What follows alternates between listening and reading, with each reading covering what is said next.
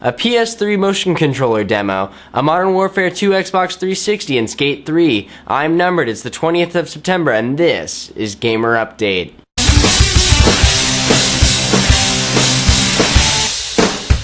First up for today, a Modern Warfare 2 themed Xbox 360 has been announced. It has the expected Modern Warfare theme and colors, but it also has an insane 250GB hard drive. The console will come in at about $400. Unfortunately, the hard drive will not be available by itself, so this is the only way to upgrade from the 120GB Elite version. There is also a new demo out for Sony's motion controller for the PS3. The video takes us into the development process for the wand thingy, as well as some serious technical improvements, like a changing colored light at the end of the wand and a rumble pack. Ooh, ah. For that video, there's a link in the sidebar. The popular skating game, Skate, will be getting another sequel. Skate 3 will have all of the level design and flippity moves of its two predecessors, but now with a focus on skate gangs. Ah, skate gangs. They were so good for movies, they should do wonders for the video game industry. Sigh face. Skate 3 will also have a feature where you can make trashy virtual skate videos. They'll go great with your real-life trashy skate videos, and you can put them both on YouTube to spam us all. If you're a Fallout 3 fan on the Xbox 360 or PC, you've had plenty of DLC to keep you busy, and now for PS3 owners, Broken Steel will be coming out in 4 days on September 24th. Operation Anchorage and the Pit will be coming out on October 1st, and Mothership Zeta and Point Lookout will be coming out on October 8th. Of course, if you haven't bought the game yet, it might be a good idea to wait until October 13th, when the Game of the Year edition comes out, with the original game and all 5 DLCs for $60. There's a funny new trailer out for Grand Theft Auto 4, The Ballad of Gay Tony, called Weasel News. It's actually pretty funny, and you can tell they're poking fun at Fox News.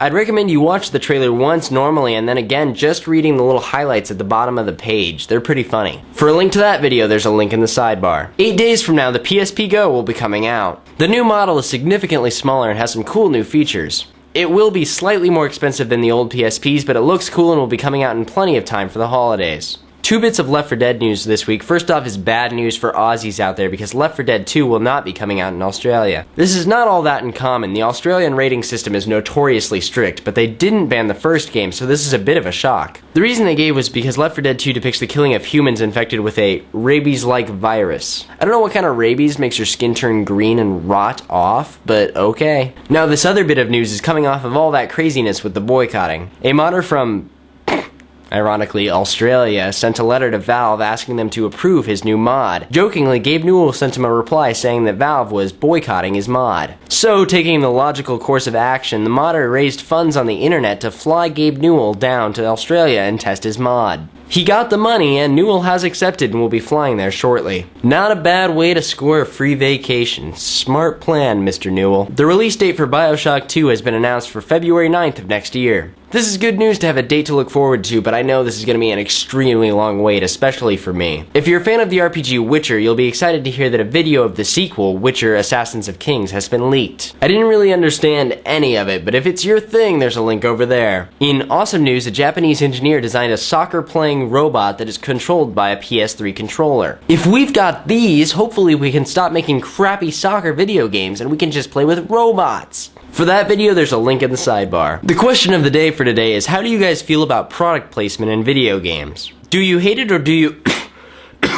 Geez, sorry, I just gotta clear my throat with some delicious Pepsi. That is refreshing.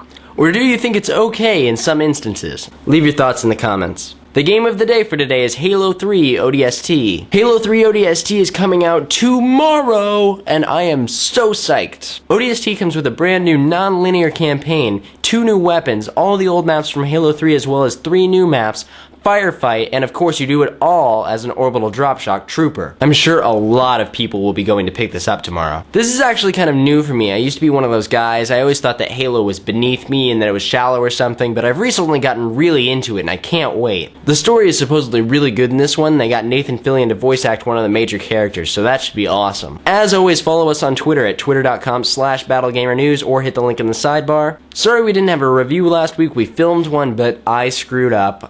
Somehow when I was editing, I lost all of the audio, so I just couldn't put it up. Anyway, the game was Dirt 2, and we gave it a 7.5 or an 8 out of 10. The reviews will continue as normal on Tuesday, as well as some cool new stuff in a few weeks. We're gonna have a Halo 3 machinima and some Battle Gamer shorts alternating off every week. I'm Numbered, and this has been Gamer Update.